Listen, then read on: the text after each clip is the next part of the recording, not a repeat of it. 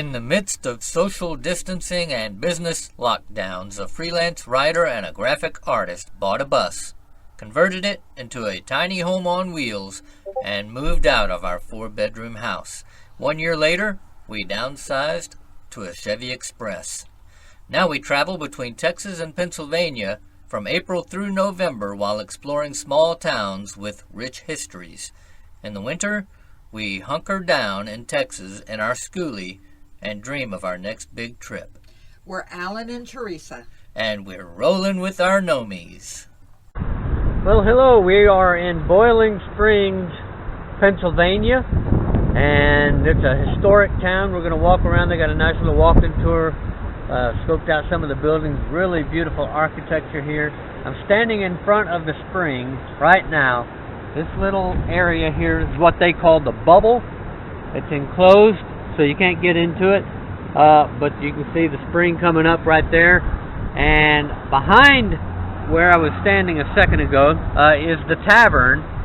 It's a historic tavern built in 1832. It is still a tavern and a restaurant, and it's been here a long time. We're standing in the middle of a municipal park, Boiling Springs Municipal Park. It goes around the creek here, but this particular area, the enclosed area, they call the bubble, and it is Boiling Springs. That's what they named the town after. And so we're going to walk around town and see what they have to offer. And we will show you the historical part of that tavern when we get around to the other side. Yeah, we'll have to walk around the park. It's a cute little park, though. And that spring puts out a fair amount of water because on the upper side, there is no water. That's a rain runoff right there. The spring comes up right here. It feeds into this little creek, and this creek runs into Children's Lake, which is on the other side of 174.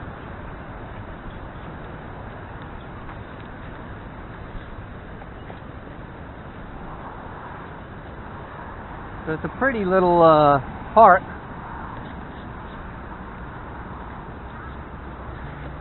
Hey. They for sure got a gnome in there. Okay, so we got a little baby camper parked next to this big old Mercedes Sprinter camper. That's a high-top Sprinter. Yeah. And it makes our little camper van look like a midget. It does, but they got a gnome. Yeah, they've got a gnome up in the window there, front window. That is so cool. I need one, yeah. This is the front of the tavern. We were over there just to the right. On the other side of that light post there. That's where we were. That's where the bubble is. And this is the front of the tavern. Been here since 1832. And I love that brick wall, that brick face. Stone face, I guess I should say. Really beautiful and well kept.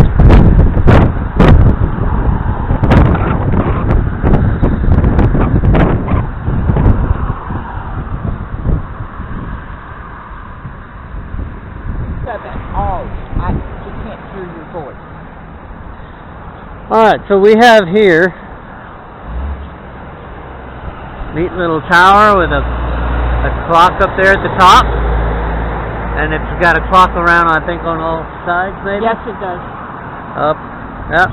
And this is a memorial dedicated in honor of those who served their country during World War II.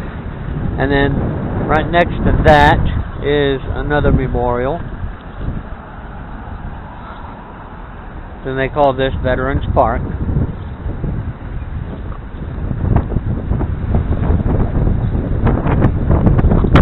Got a cannon there, looks like a naval cannon.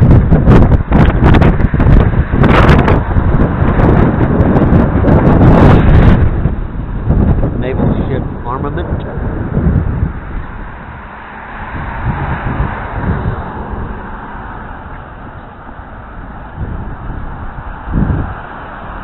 And there's the Outfitter Historic Building. It says around 1900, this one-story building with weathered siding was the site of a dance hall. Oh, wait a minute. A dance pavilion for the trolley park.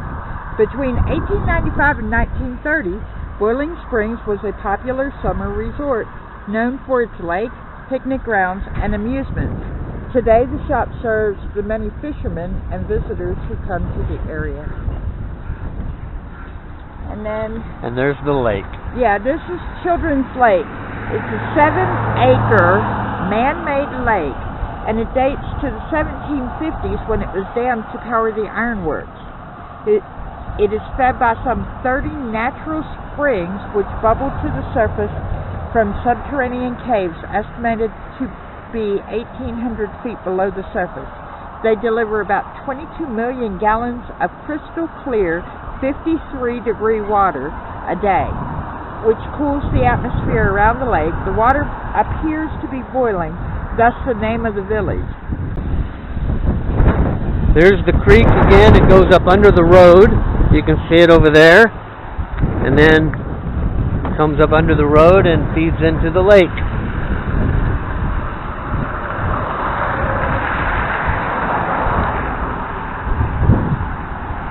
We are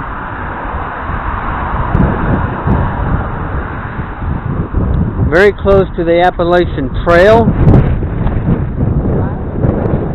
This may be it here. It's up the road a piece. This is the Conservancy, right? Right. Okay, so the Lakeside Cottage was originally a restaurant and novelty store for Boiling Springs Park.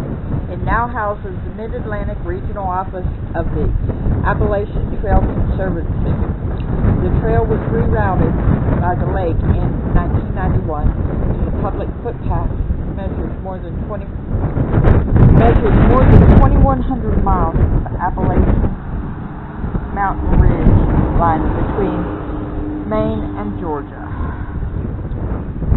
Long trail. Right.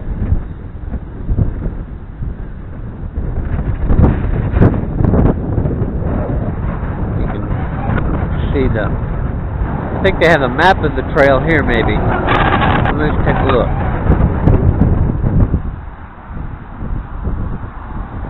Yeah, it says Appalachian Trail, Georgia to Maine.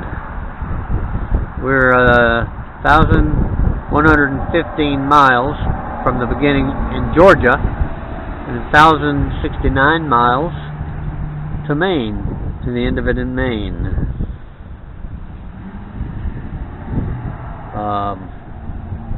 There's the Appalachian Trail map.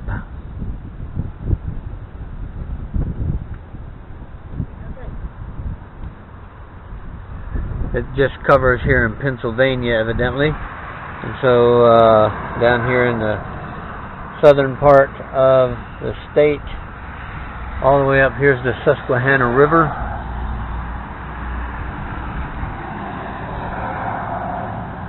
Interesting. Anyways, if you ever feel like walking a few miles, you can walk the Appalachian Trail. Alright, now we're heading to the next point on the walking tour. And we'll pick them up there. And we'll catch you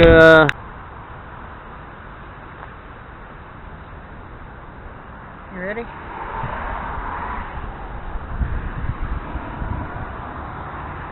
Michael Eag built a family burial plot in 1786. The lot is enclosed by a stone wall, and the entrance is through an iron gate which was made at the iron furnace. 15 people are buried here, including Michael's mother, Catherine. There you have it. The Butcher family.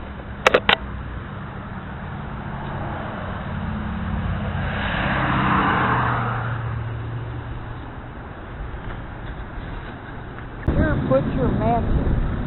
It's right here in front of us, this white building.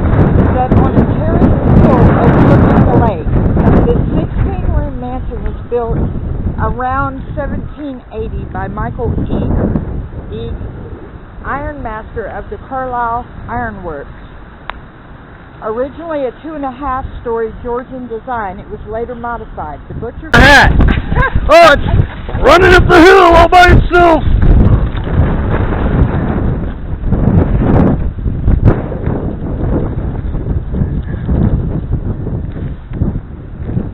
Runaway hatch. Look at that door, beautiful. Look at those shutters. Those look to be original. Yeah. Oh yeah, that's gorgeous.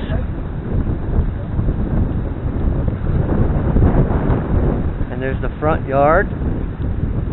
Nice slope over. We'll get this front view first. You can see the yard. Nice front yard on this house. I would hate to be the lawnskeeper. Yeah, the person doing the lawn mowing. That would not be a fun task, I think, keeping up that lawn, but and it looks like they could use some landscaping, or they may be working on the landscaping, but here's the steps leading up to the house. Nice, very nice. And if we step over here, you can get a real good view. This little bowling alley right there. Little view of the house right up front and the yard coming down. That's gorgeous. And it looks like they're doing some landscaping, getting ready to do their spring landscaping. There's a wheelbarrow in the front yard there. It is that time of year in Pennsylvania. So they're gonna, looks like they're getting started in probably very early stages of landscaping for the spring. There's the lake. And you can see right up there, going toward the creek, there's the tavern across the street. I love those houses on the other side of the lake. Beautiful architecture.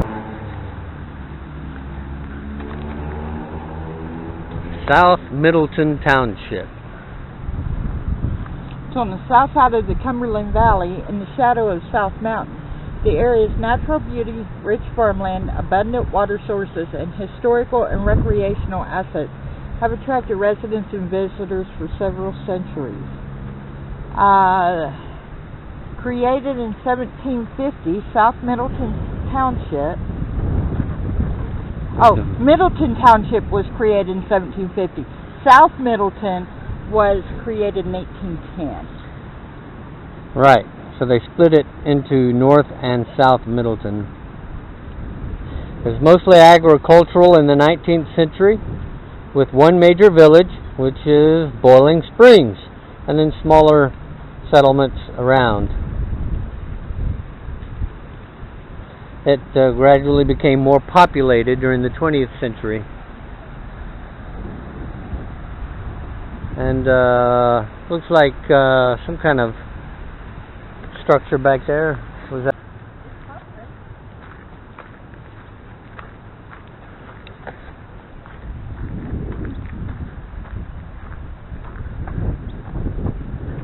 Sometimes we just like to walk and discover.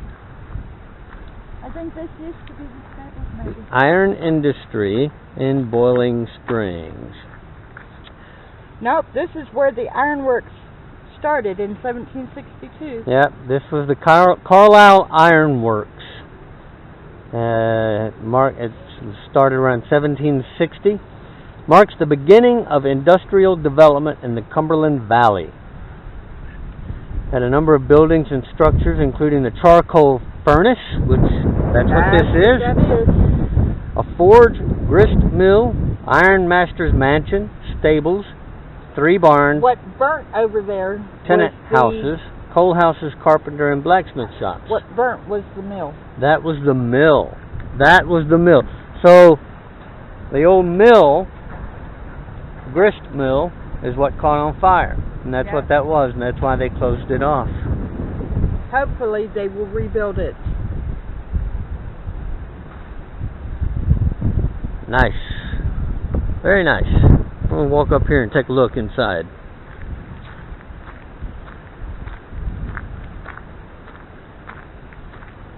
Ah, it looks like a fireplace. Wouldn't you imagine that? So, you can see inside, looks sort of like a fireplace, and then it runs around both sides of the little centerpiece there. I would imagine runs all the way around, perhaps because they would feed the furnace and the smoke would run out the top.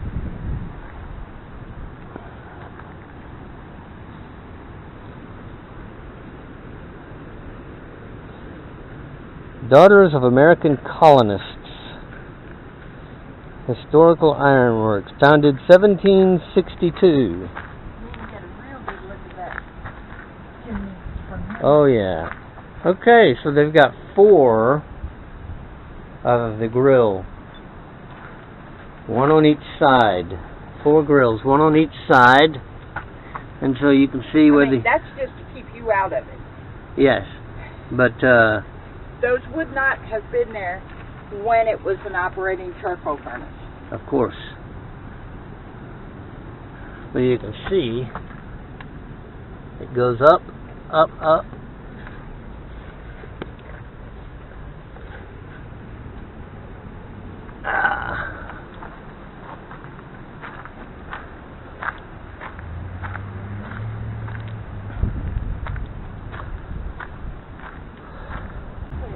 That's perfect for the Appalachian Trail. Ah, that right there? Yep. Okay, so they've got this iron bridge, walking bridge, goes across Yellow Britches Creek. You can see Yellow Britches Habitat Restoration. And you can see the walking trail here. Right, we want to go over this way and get... Comes up that way, comes down this way. This is the Appalachian Trail, probably. It's part of it, yeah. But we want to see this stone bridge, which was built at the same time as that. Right there, cars can drive on. Let me see. I think the bridge is part of the tour. I just have to find the right number. Here's the back side of the grill, of the mill, that had the fire. And, you find it?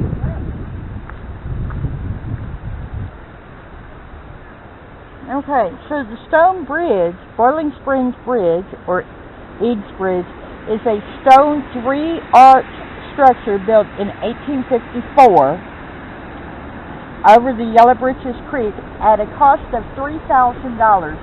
It was needed to service the Carlisle Iron Works, then owned by Peter Eads, and the grist mill that Over there. you can get a good view of over here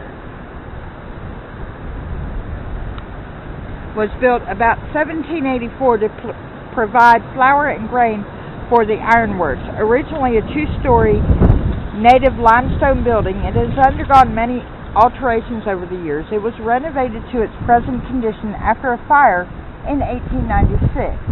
The 4.5-story colonial-style structure has New England gambrel tin roof, or it did. It did before it the no fire. Longer does. Yep, that tin roof is history. I'm going to walk around over here and get a good view of this bridge from a higher vantage point. You can see these cool tree roots here. I'm just going to step up here on some of these to get a good high view.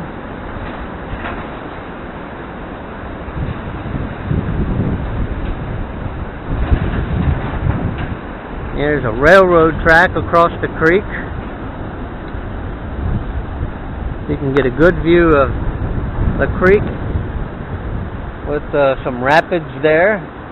They're not deadly rapids, but it's moving along pretty quickly over the rocks. And you can see down below a bit rocky. If I wasn't 56 years old, I would climb down those rocks. It looks like you could step down, step. But, you know, I don't want to fall and break a hip.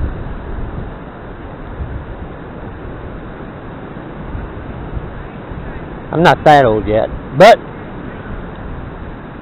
I'm not 18 either, as my wife keeps reminding me on occasion when I'm about to do something to make myself feel 18 again. She'll say, "You're not 18 again."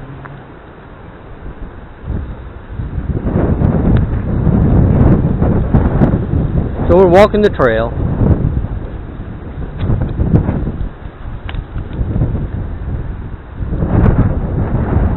This is the part our grandson Nathan would like.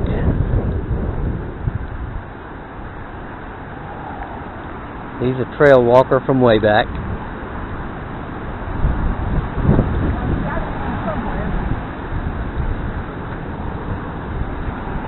Oh yeah, and this bridge is one lane. Ah yes. A good old one-lane bridge. Every small town needs one. And that's what you got right there, folks. Alright, what next? We're going to go over here and look at the pool.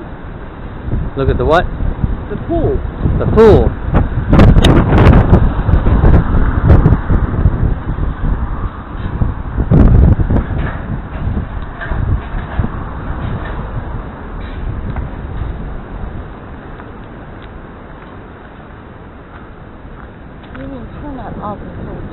I think they were wanting to let it. Hold on. Alright. It's the Boiling Springs pools. The tallest building there in the center. It was built around 1882 to house pumps for the Catherine Furnace Complex. The swimming pools were built in 1927 by Gilbert Malcolm, husband of Helen Butcher. This was the first public swimming facility in Cumberland County. Awesome. I wonder if the first person who used it said, "I'm pumped." I doubt it. Oh, check it out, a waterfall. That's the dam. So they have the water for the ironworks. Right, this is the original dam. This is coming out of Children's Lake. Yeah, so that's Children's Lake on the other side of this little bridge, this little one-lane bridge. That's Children's Lake, and running up under this bridge, there's fish in there, and it runs down this. So this is the dam. Yep, and it runs down, and it splits off, goes up that way, and then runs down. That's coming down, dude. Oh, it is. Yep, it all runs down below this bridge into the yellow bridges. That's the yellow bridges. Is that the yellow bridges? Alright, whoa! A big gust of wind will just catch your hat. Give me that hat. Alright, so that's Yellow Bridges Creek right there.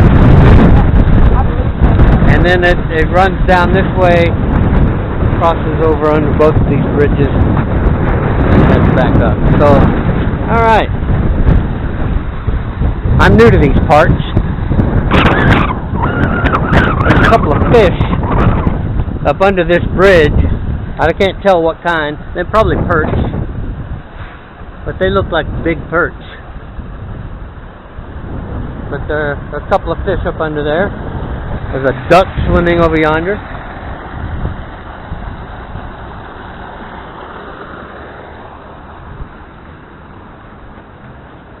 And here we go, crossing over and to get another look at Children's Lake.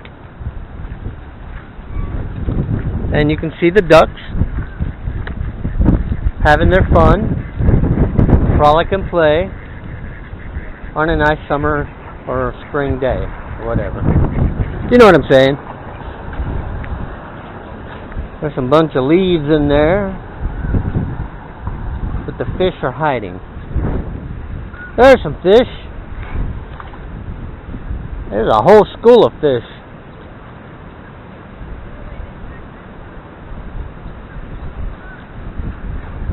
Those are definitely not perch.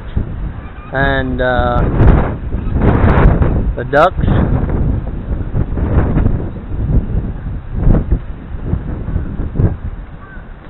Nice.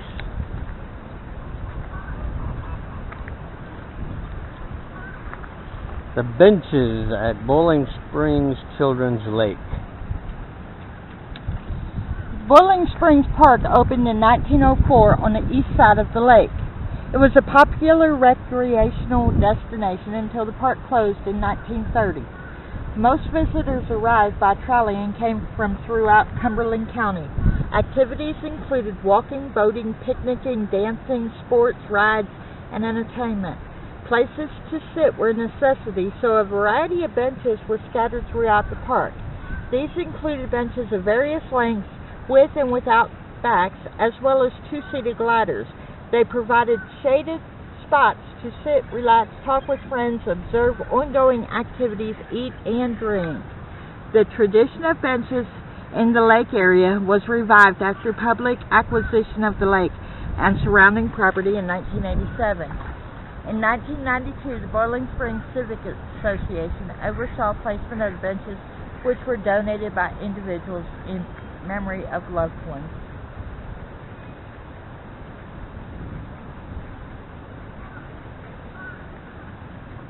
Sweet. Okay. Now what? Well, we're looking for Front Street. Front Street. I think that's right in front of us. I think it might be.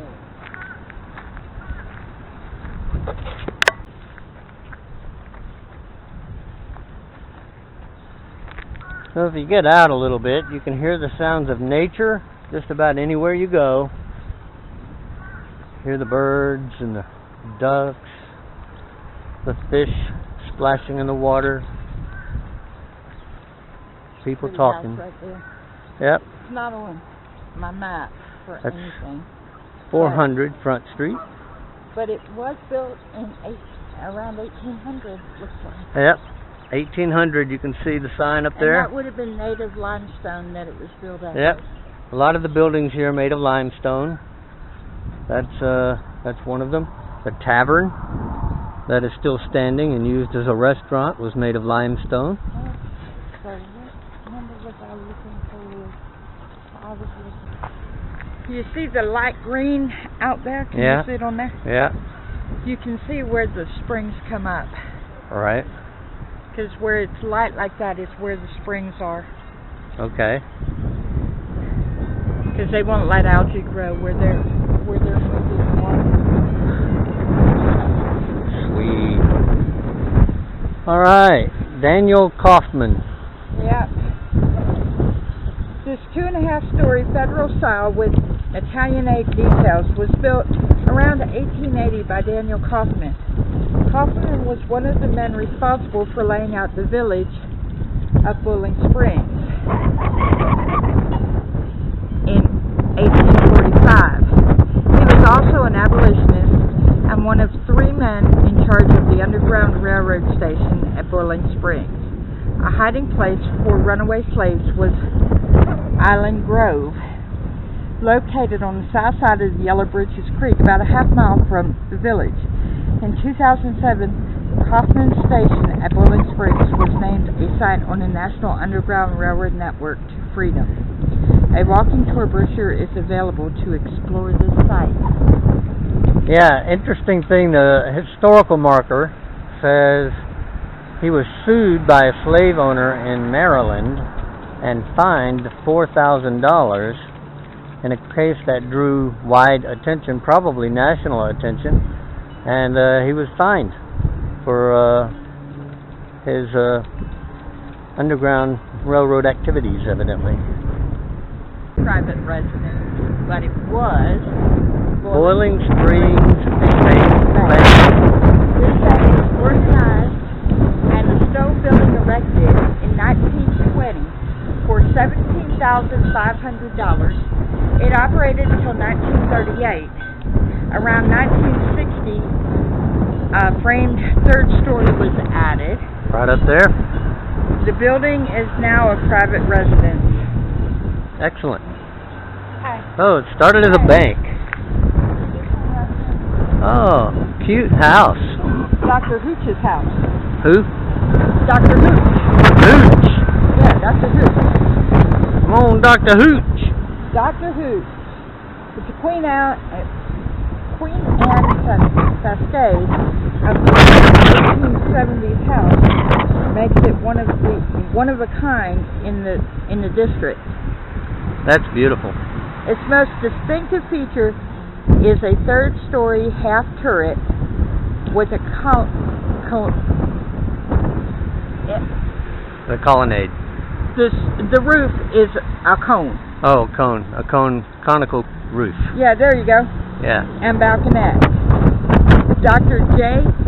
J.H. Hooch, a local physician, lived here from 1877 to 1895.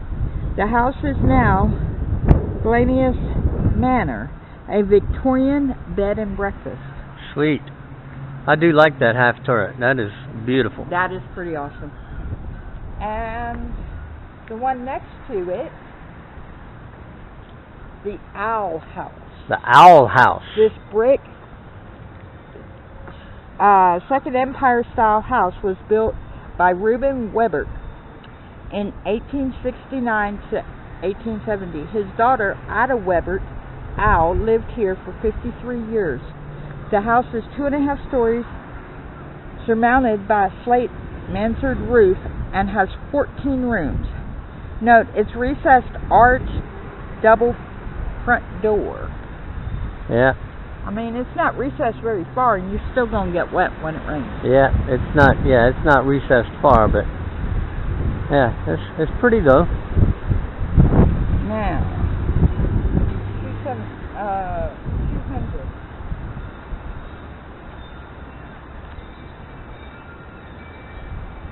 Up this way.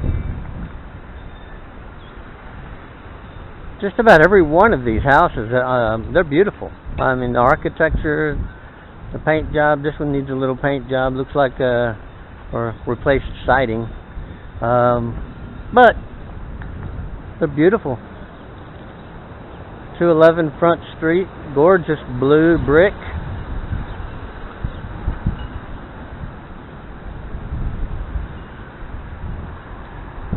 I love the style of houses. Okay. I'm just looking at the architecture. Beautiful house. Every one of these are gorgeous. I mean, you can walk down the street and get a good look at the architecture in Boiling Springs.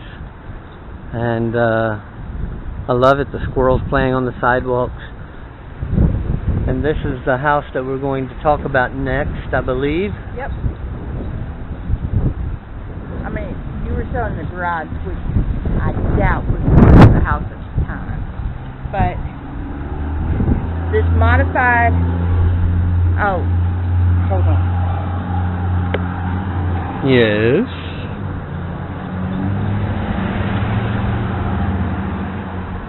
This modified Eastern stick-style dwelling was built around 1900 for Dr. Milton Peters, a prominent Boiling Springs physician. It is interesting for its decorative features. The house is now private residence of a descendant of Dr. Peters. Oh, kept it in the family. Good job, Dr. Peters. And I'm not sure what that brick house is. It says welcome home. It looks like a private residence. It is a private residence. I like that little turret there on the corner. It's pretty cool. Yeah, now we're going up here to 101. And you can see the ducks. Those are geese. Geese and ducks. Well, there's some ducks over here. Those are geese.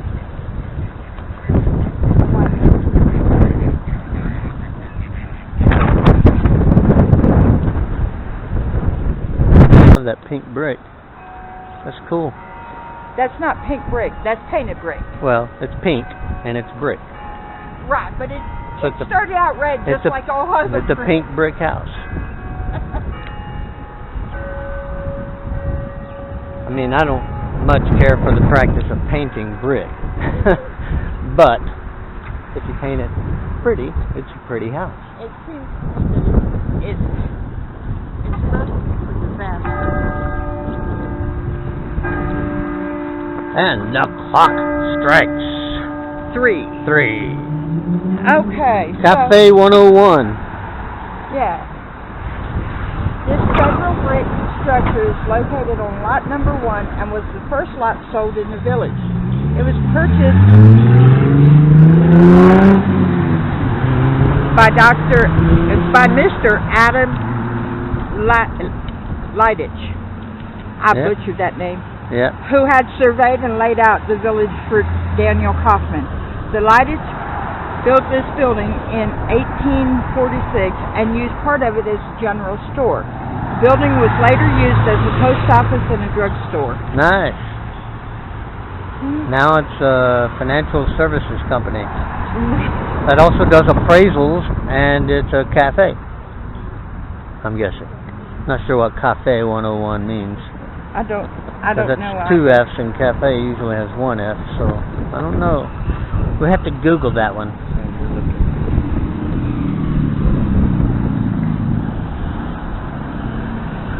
What next? Is that it?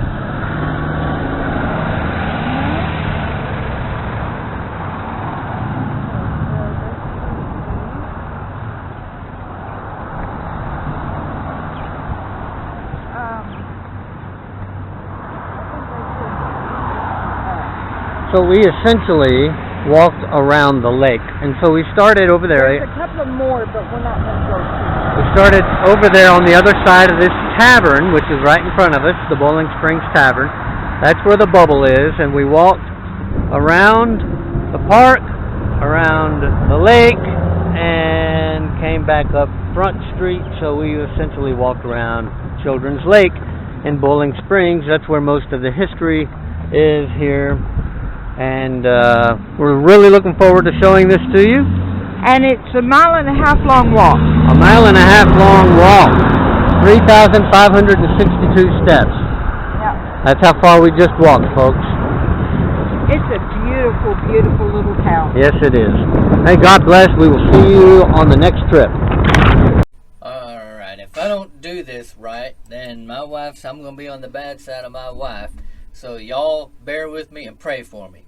But while you're doing that, don't forget, share us with your friends, like us if you like us if you don't, subscribe to the channel. It helps us out. God bless.